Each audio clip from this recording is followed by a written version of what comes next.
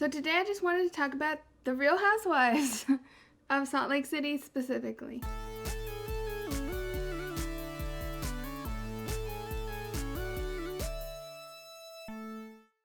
Hello and welcome back to the Miscellaneous channel where we do miscellaneous things. I'm Zeleny. I mostly do pop culture and trashy TV commentary here on this channel, so make sure you subscribe if that's your vibe. Today I just needed to talk about the Real Housewives of Salt Lake City specifically. It may come as a surprise, but I had never ever seen a single episode of the Real Housewives of any city.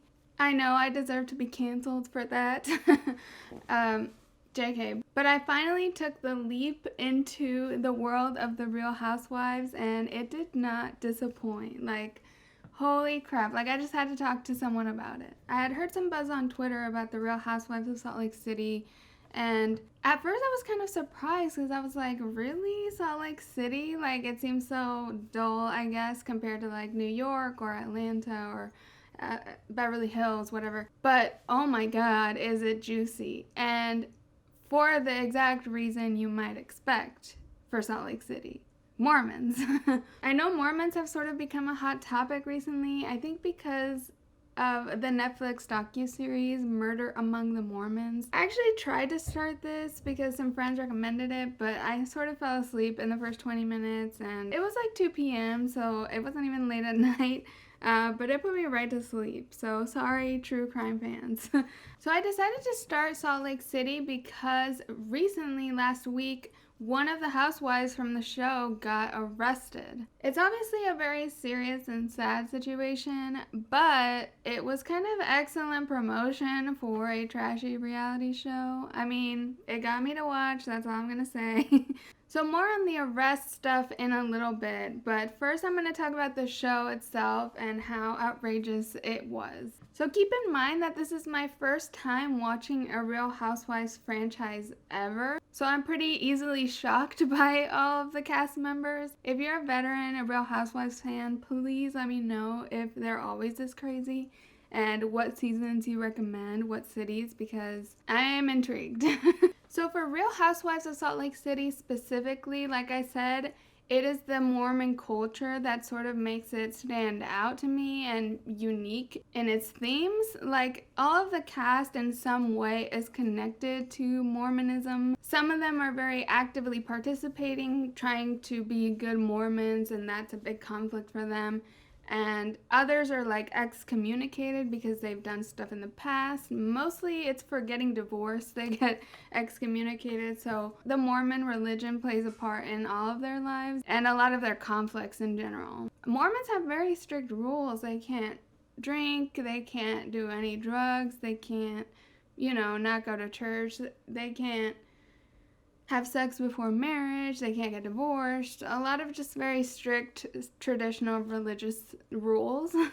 So the format of the show, in case you don't know, is just sort of like documenting the real lives of some women socialites of a particular city and how they interact with each other at mostly like parties, events, luncheons, one-on-one sort of dinners, and it's kind of like a friend group almost of rich women, and we follow their families and sort of their interactions with each other. Like, I'm not totally sure if they're friends before the show starts really or anything, or they're just meeting up for the show. That's what I'm assuming is happening. Like, they have to like interact with each other probably a certain amount of times. But that's the show, just following these women and how they interact with each other. I watched Dance Moms growing up a lot, and this is very similar in format, except this is Dance Moms without the dance.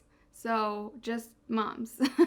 First, I'm gonna go through the cast because each one of these women is so odd and crazy that it's just like, they're so wild. I'm just sort of gonna break down the cast and sort of what role the person plays sort of in the group. Let me start with Jen Shah. She is our main character. She is larger than life, very just main character energy. Like, she has like 5 assistants at a time. She's very high maintenance. She's very like hot-headed. Like, she's dramatic. Any little conflict someone has with her, she will blow it out of proportion. I don't know if y'all have seen this creator Bowman on TikTok, but he does sort of spoofs on TikTok of reality television. He'll like make some mundane conflict like into a reality TV drama moment and just like blow it out of proportion, like the disrespect. So I'm feeling a bit hungry and I go to get some of my chips. Alyssa, are you eating my chips? Oh my God, right now. Enough. I didn't know I was living with a delinquent anarchist. The disrespect was so whimsical and bizarre, it shot into my nervous system, turned me supernatural. I am a wizard. But Jen Shah actually does that on the Housewives. I am so shocked. Like the littlest, pettiest things, she will just blow up. She will throw a glass. She will scream, splash water at people. Like just any little thing can set her off. You can tell she is the star of the show. So next, let me talk about Heather. So Heather runs the Botox place that all these women go to get work done. She is sort of like the grounded friend in the group. Like Heather is the one I would go to if I had a secret and I just needed to talk to somebody. She used to be a Mormon and she got divorced, and that's why she is no longer in the Mormon church. Heather is like the chillest one, but also like still a snooty socialite. So it's kind of like the bar is low with the others, but Heather is sort of like the most down to earth. Then we have Lisa and Meredith, who are like impossible to tell apart. They look the exact same. They both have straight middle part brown hair, same type of features, same voice of like dry vocal fry, like Kardashian voice. Them two are sort of like the snooty, they're always trying to be neutral about situations, but behind their backs they're a little sneakier about their comments. So first, Lisa, her big thing is that she owns a tequila company business, and she is big on the rise and grind sort of culture. She is obsessed with making money and business and being an entrepreneur and all this stuff. It's quite obnoxious, to be honest. And also she says she runs Sundance, apparently. I don't know how true that is, but she runs the Sundance Film Festival in Utah. She has this poster above her 8-year-old son's bed that just says hustle. The most important word ever. Ever? Really? Then we have Meredith, who is like Lisa's twin, and Meredith owns like a jewelry design company. She's very bougie and snooty. Her big conflict is that her husband and her are sort of separated, but they're like dating each other as an experiment. I don't know. It seemed to be just for the show in my eyes. The other people in the group sort of speculate about if she's dating other people, if she's not. And also, like, she has a son that lives there that's part of the show, and he's, like, trying to become a fashion designer. He had this fashion show that he got the job just because of who his parents are. What privilege. It was, like, his big debut fashion show, and he just showed one tracksuit. I thought it was going to be a whole show, but it was like 10 models modeling the same tracksuit. So then we have a Whitney, who is sort of like the dumb one, for lack of better stereotyping. She is sort of more youthful and therefore a little immature with the other women. Her backstory is super juicy. So she's very beautiful. She's definitely the most like model-y looking one of all of them. Her husband is way older than her and not cute.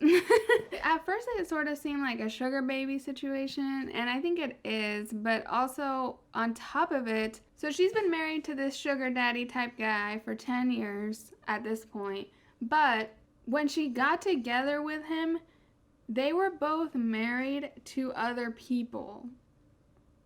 It was this hot office affair, and they both cheated on their spouses to be with each other. Whitney is pretty obsessed with like dancing and stripping and bad twerking. She just plays dumb and innocent in all the drama and the conflicts for the most part. Oh, and she was also excommunicated from the Mormon church when this whole affair moment happened, which that one kind of makes sense. This is a pretty scandalous situation, I imagine. And finally, we have Mary, who is sort of the antagonist to our main character, Jen Shah. Not that Jen is like the hero or the good guy of the show. I just feel like she is the main character. If Jen is the main character, Mary is like the main villain or the main antagonist.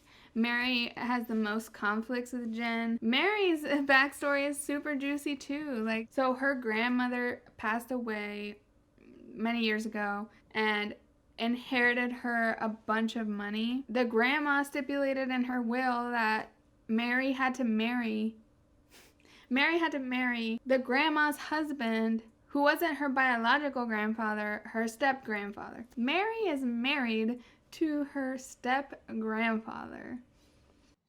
What? Yeah, it's weird as fuck.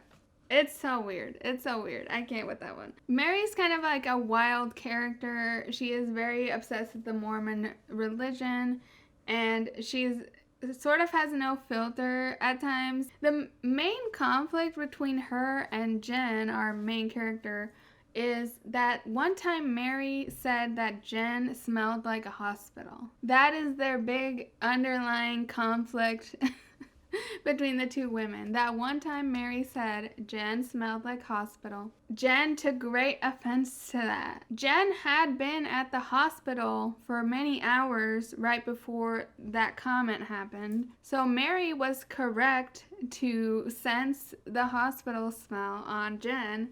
It was true. Jen was just at the hospital for many hours, and Jen took offense to it because she was at the hospital because her aunt had to get her legs amputated.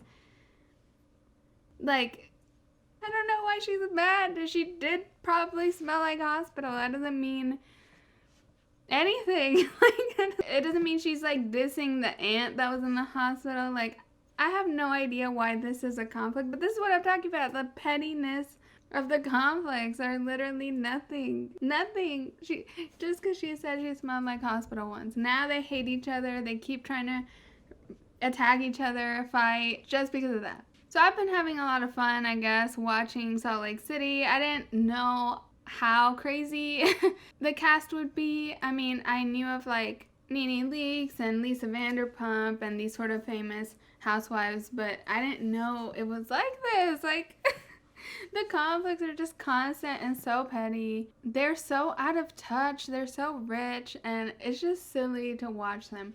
Obviously, a lot of the action and drama feels very, like, you can tell they're doing it for the camera sometimes. Like, even sometimes they'll be, like, throwing a fit, and then they'll be, like, almost giggling about it. Like, it does seem, like, obviously acted out in many ways, like it is overdone for the cameras. So now let's get into the arrest and what happened last week with, guess who? Our main character, Jen Shah, was the one who is the subject of a lot of press right now due to her arrest and alleged crimes. So Jen Shah was arrested last week. Apparently the cameras were rolling at the time, so I'm gonna keep watching to see if this pops up at any point in the show, because that's probably sort of like finale material. So she's allegedly part of this huge telemarketing scheme that has scammed a ton of people, preyed upon elderly people, offering them like fake services,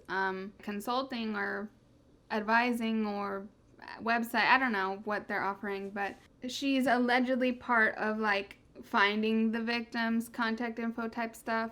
I don't know many details about it. There's not too much out there yet. She's already out of jail. Like she went to jail and then got out and has court dates pending type deal. And it's actually her and her first assistant on the show named Stuart. She has a lot of assistants on the show, and the main one is this guy named Stuart. He was also arrested at the same time. It is a wild situation. I mean, if they are guilty, I really hope they do face consequences. I mean, that is really, really shitty to do that to elderly people, especially prey upon them and their sort of vulnerability. That's so unfortunate and so gross. Especially with how much wealth she has, everyone on the show has, and they're just flaunting it. Like, her husband is like a football coach, so like, most of their husbands are involved in some business that sort of like helps create the life they live, except for the Botox lady who is sort of making herself independent with this Botox business. But yeah, so Jen Shah isn't like poor without this scheme. It's shitty if she is guilty. We'll see the details maybe in the show. I'm staying tuned for that. This season is so crazy. I just had to talk about it with someone, just be like, this is crazy. Please let me know if you watch or haven't watched, or if you've watched other seasons. Tell me about them, if I should watch them, if I should check them out. So far my impression is that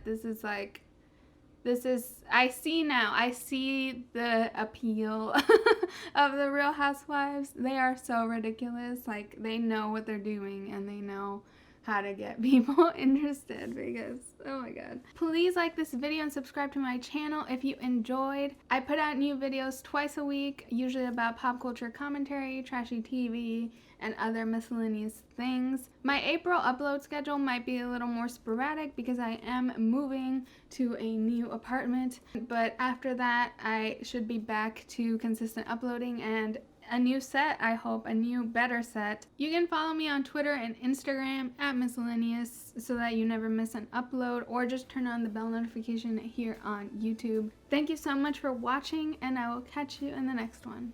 Bye.